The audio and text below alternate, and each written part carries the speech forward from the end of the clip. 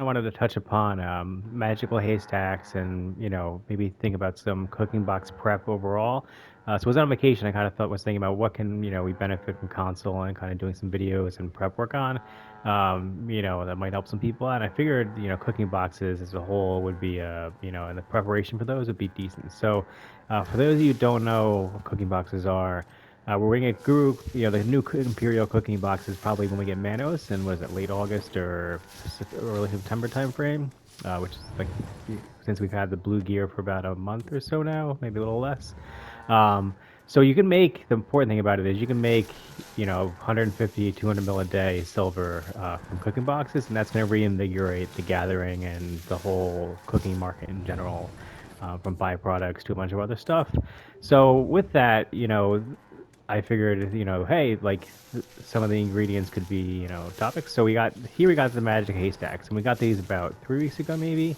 So with the magic haystacks, I figured a lot of people will be wondering, like, hey, what do you get from them, and is it really worth it to have magical haystacks? So the magical haystacks, you get them from breeding regular haystacks that you just buy off the marketplace. I'll show you that in a second as I plant my sunflowers.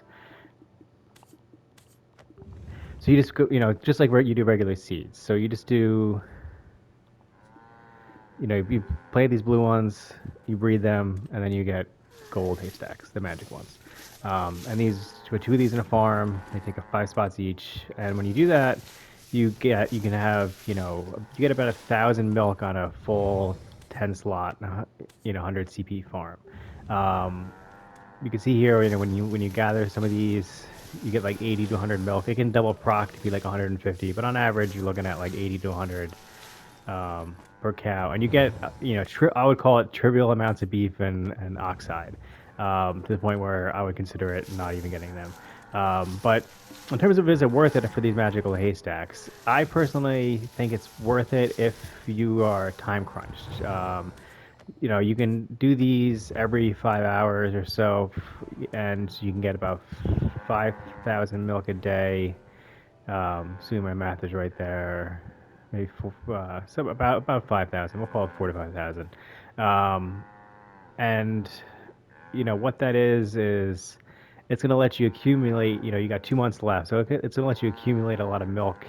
That you can use for Balanos and other meals down the road. You can see here I've been doing it for about like a week or so, and that's pretty good.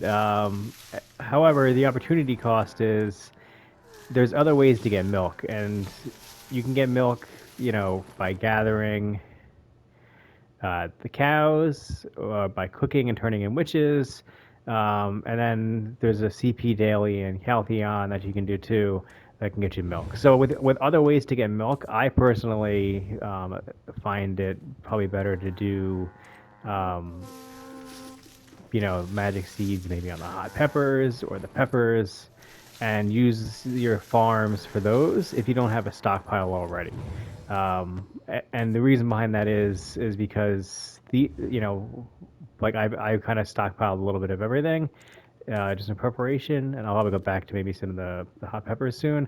But you know, you're gonna want like a few weeks supply of special meals in the beginning to either A, sell, or B, turn in for yourself, so that way you can make, a bill of silver plus a week on the special cooking boxes when the time comes. So, well, there's a lot of dailies and stuff now. We got the sailing dailies, you got the bartering dailies, you got um, the pen jewelry dailies, you got your season character you want to level up. You got the cooking dailies for milk. There's just like, and then there's grinding and income, and the new grind zones are probably going to get over the summer too, if I had to guess. And maybe Odalita coming up in the fall when we get Manos.